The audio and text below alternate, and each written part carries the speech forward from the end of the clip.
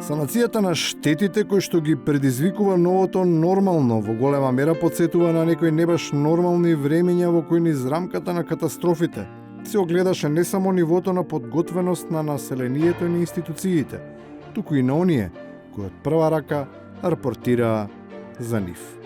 За многумина, секое задолжување во неизвестност кај банка.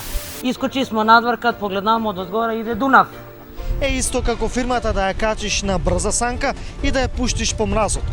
Немаше спас, опасно беше. Но ако околностите се тие, тогаш ризикот е прифатлив.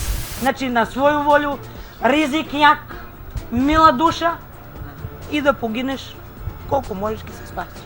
Таква формула за спас може да се најде и за изборите, во отсуство на решение до кое би дошле лидерите и нивните експерти.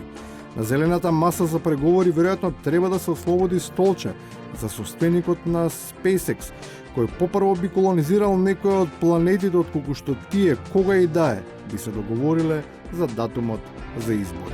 Они измислија како да отидеме на месечината, еве ќе патуваме на Марс, не можеме да измислиме како да изгласаме. Но можеби и никој не треба да биде загрижен. На мегданот ќе се појави вистински репрезент на народот, политичка асоциација која може да биде достојна замена. Таа секогаш е подготвена да настапи да се надпреварува, оти реално, и нема што да изгуби. Го охрабруваме Социјалдемократскиот сојуз и политичкиот врв на земјата слободно да ги закажат изборите на 21 јуни. Интегра ќе учествува на нив и со тоа истите ќе добијат на легитимитет.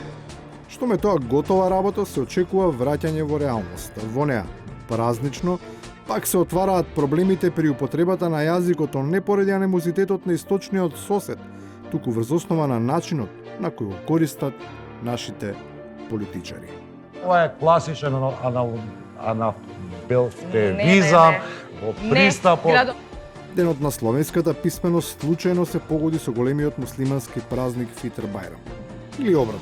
Seедно, бидејќи ако кај нас политиката описменува, не е воопшто чудно кога наместо членови на синодот или на ријасетот, верските поглавари како заразени стануваат представници на лекарски конзилиум, кој изгледа добро знае што е живот и кога е смрт.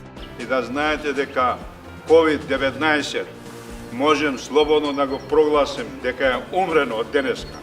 Со оглед дека ние ја победивме и заради тоа сме тука пред овај бейтула, пред џамијата, Господ е со нас. И на крајот, за оние кои на вистина се блиски со Бога. Најтешко е неверникот кога биде верник, тоа е најтешко за вистинските верници.